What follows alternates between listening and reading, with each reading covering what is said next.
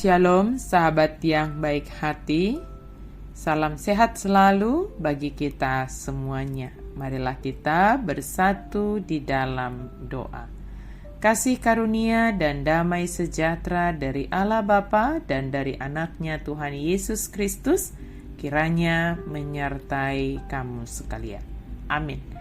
Firman Tuhan bagi kita pada hari ini, pada Advent yang kedua ini, tertulis dalam kitab Zakaria pasal 9 ayat 9 sampai ayat yang ke-10. Demikian firman Tuhan. Bersorak-soraklah dengan nyaring, hai putri Sion. Bersorak-sorailah, hai putri Yerusalem.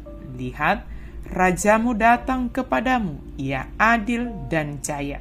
Ia lemah lembut dan mengendarai seekor keledai beban yang muda. Ia akan melenyapkan kereta-kereta dari Efraim dan kuda-kuda dari Yerusalem. Busur perang akan dilenyapkan dan ia akan memberitakan damai kepada bangsa-bangsa. Wilayah kekuasaannya akan terbentang dari laut sampai ke laut dan dari sungai Efrat sampai ke ujung-ujung bumi. Menyambut raja yang adil dan jaya. Dalam menjalani masa Advent ini, apa yang telah kita persiapkan? Hati kita menjadi hal yang prioritas untuk kita persiapkan dalam menanti kedatangan Kristus. Bersorak-sorai dengan nyaring sebagai simbol kegembiraan, kecintaan, dan sukacita terhadap Dia yang sedang kita nantikan. Kita sangat menantikan, mengharapkan, dan merindukan akan kedatangan Sang Raja, yaitu Kristus. Maka persiapan harus semaksimal mungkin, dan kita lakukan dengan sungguh-sungguh, sehingga sorak-sorai kita tidak hanya sekedar suara, tetapi nyata dalam tindakan kita dalam menyambut kedatangan Kristus kedua kalinya.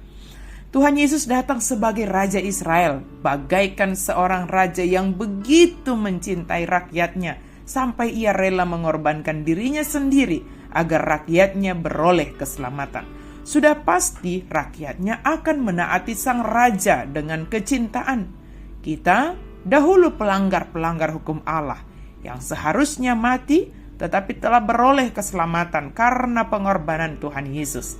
Ketika kita masih berdosa, Tuhan Yesus yang mati bagi kita.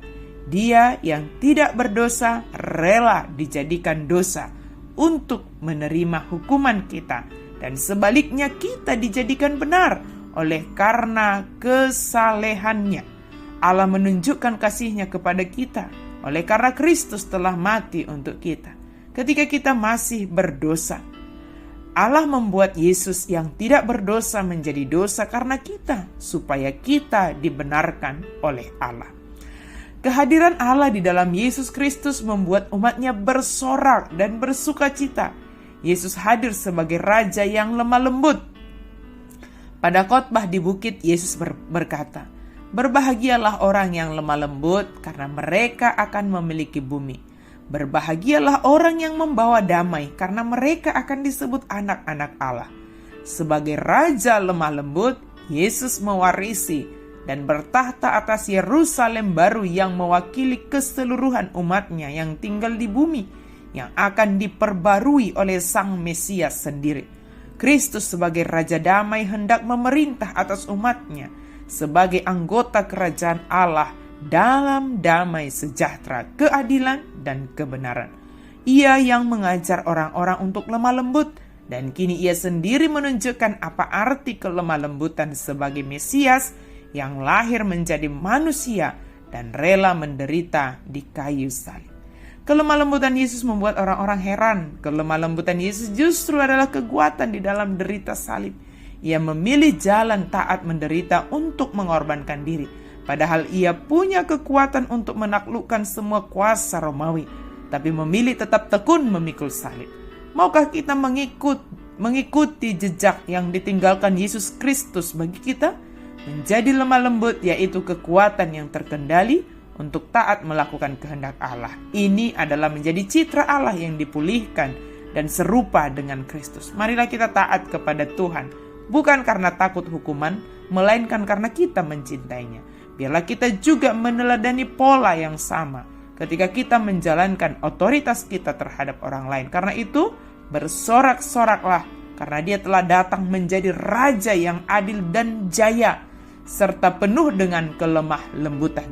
Sahabat yang baik hati, kiranya kita tetap menjaga semangat dan sukacita dalam masa penantian ini.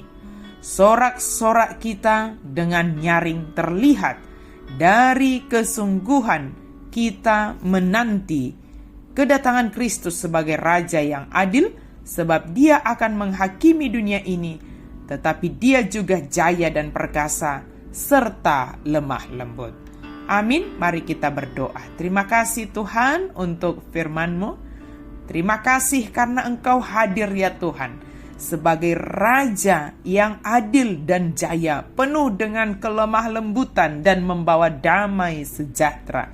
Biarlah kami menyambut kedatangan-Mu ya Allah dengan sorak-sorai, dan kami penuh dengan kesungguhan mempersiapkan diri kami dalam menanti kedatangan-Mu ke dunia ini. Dalam nama Yesus kami berdoa dan mengucap syukur. Amin.